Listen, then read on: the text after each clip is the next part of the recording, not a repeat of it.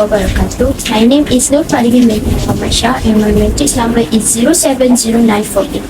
Le Hong Berhad, a public limited company listed on the main market of Bursa Malaysia on 20 October 1994. Its core business activities are in the mass production of basic daily necessity, fresh table and specialties, chicken eggs, liquid eggs, chilled and frozen dressed chicken, chicken parts and processed related chicken products. The group products are marketed under two registered brands, namely NutriPlus and Wise Choice.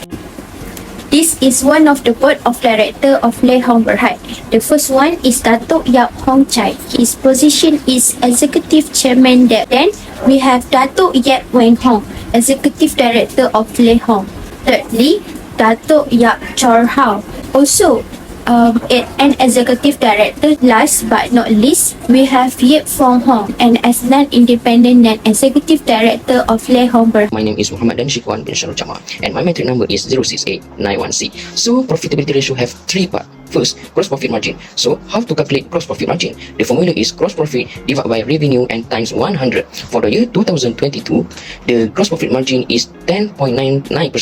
That means the company able to earn enough revenue to cover the cost of sale due to positive gross profit margin, which is RM 0.109 of gross profit for every 1 ringgit of total income made by firm. For the year 2023, the gross profit margin decreased to 7.8%, still get positive gross profit margin, which is RM 0.078 of gross profit for every 1 ringgit of total income made by firm. Next, operating profit margin. The formula is operating income divided by revenue times 100. So, for the year 2022, the operating profit margin is 3.5%. That means for every 1 ringgit of revenue generated, the company retained RM 0.035 as operating profit after covering its operating expenses. For the year 2023, the operating profit margin is decreased to 2.6%, means for every 1 ringgit of revenue generated, the company retained RM 0.026 as operating profit. Lastly, net profit margin. The formula to calculate net profit margin is profit after tax divided by revenue times 100. For the year 2022, the net profit is 0.42%, means for every 1 ringgit of revenue generated, the company retained RM 0.0042 as net profit after covering all expenses including tax. For the year 2023, the net profit margin increased to 1.6%, means for every 1 ringgit of revenue generated, the company retained RM 0.016 as net profit. My name is Nur FBK10103 binti Simon and my matric number is 071685. For liquidity ratio, have a 5 type. First is the current ratio. The measure of current ratio is the current asset divided by current liability. For Le Hong Berhad, the current ratio increased from 2022 1.02 to 2023 1.08. This ratio is targeting the company had a surplus of current asset over current liability, implying a marginally comfortable liquidity position. Second is acid test ratio. Measure for acid test ratio is current asset minus current liability divided by current liability.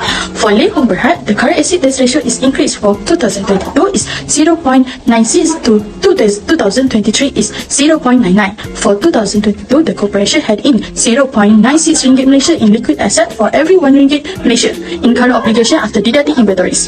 For 2023, this indicate after deducting inventories, the company's liquid asset were 0.99 ringgit Malaysia for every 1 ringgit Malaysia in current liability. Third is inventory turnover days. Measure for inventory turnover days is stock divided by cost of goods sold times 365 days. For Le Hong Berhad, the inventory turnover days is not have any changes for 2 years. For 2022 and 2023 is 7 days.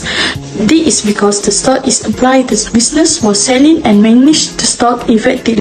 Fourth is account receivable turnover days. Measure for account receivable turnover days is trade debtor divided by credit sale time 365 days. For Le Hong Berhad, the account receivable turnover days is decreased from 2022 10 days to 2023 is 8 days. For 2022, the short collection period indicates that the company was efficient in collecting receivables, which beneficial maintaining healthy cash flow.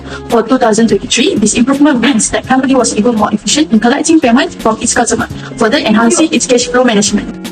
Last but not least is account payable turnover days. Measure for account payable turnover days is account payable divided by credit purchase time 365 days.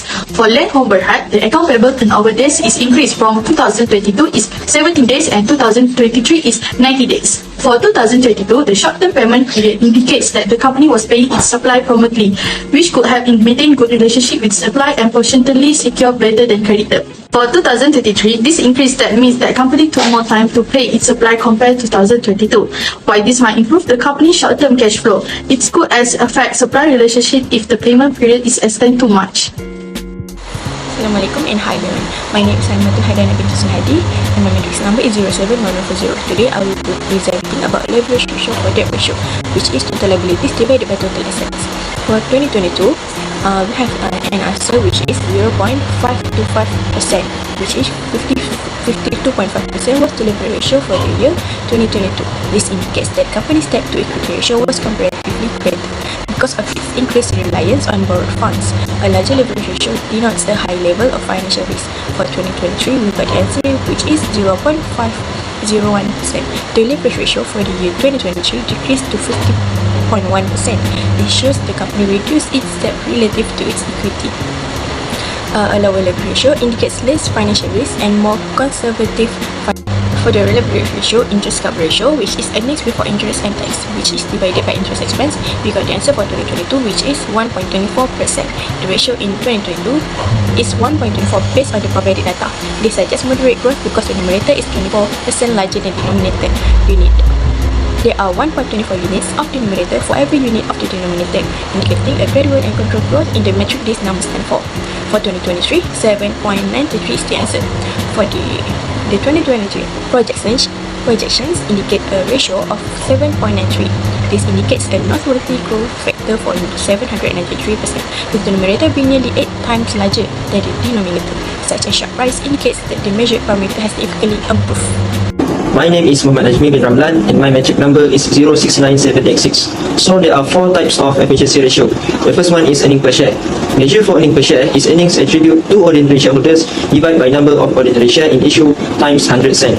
In the 2022, the company earning per share of 0.28 cents indicates that for each ordinary share, the profit attributable to shareholders was relatively low in 2022. This suggests limited profitability per share. In the 2023, the earning per share of 1.08 cents represent a significant improvement from the previous year, indicating that the company profitability per share increased substantially in 2023. Second is return on capital employed. Measure for return on capital employed is earning before interest tax divided by capital employed times 100%. In the 2022, the return on capital employed of 4.39% showed that the company generated a moderate return on its capital employed in 2022. It reflects the efficiency with which the company utilized its capital to produce earnings before interest and tax. In the 2023, the return on capital employed decreased to 3.74% in 2023, indicating that the company was slightly less efficient in generating earnings from its capital employed compared to 2022. Third is return on asset. Measure for return on asset is profit after tax divided by total asset times 100%. In the 2022, the return on asset of 0.29% indicate that the company was not very efficient in using its asset to generate profit. The low percentage shows that the company asset utilization for generating profit was minimal. In the 2023, the return on asset of 1.4% marked as a significant increase, showing that the company became much more effective at converting its asset into net income. Last but not least, return on equity. Measure for return on equity is profit after tax divided by total shareholder equity times 100%. In the 2022, the return on equity of 0.59% signifies that the company generated a very modest return on shareholders' equity. This low figure suggests that the company profitability in relation to its equity was limited in 2022. In the 2023, the return on equity of 2.49% indicate a considerable improvement, reflecting a much higher return on shareholders' equity compared to 2022. In 2022, the per-earning ratio was 0.68, indicating that investors were willing to pay 0.68 for every 1 ringgit of earning. In 2022, the market book ratio was 0.22, suggesting that the market value the company company at 0.22 for every 1 ringgit of book value. This indicates a relatively low market valuation compared to the book value. In 2023, the per-earning ratio dropped significantly to 0.1, implying that investors were less willing to pay for earning relative to the previous year. This could indicate lower investor confidence or concern about future earnings growth. Similarly, in 2023, the market book ratio remained low at 0.217, indicating that the market continued to value the company below its book value. In summary, the company encountered difficulty sustaining its gross and operating profit margin, despite gains in certain efficiency and profitability indicators including net profit margin, earnings per share, return on asset, and return on equity. Although the liquidity ratio only slightly improved, the rise in the number of days that account payable turnover occurred may be a sign of future problem with supply relation.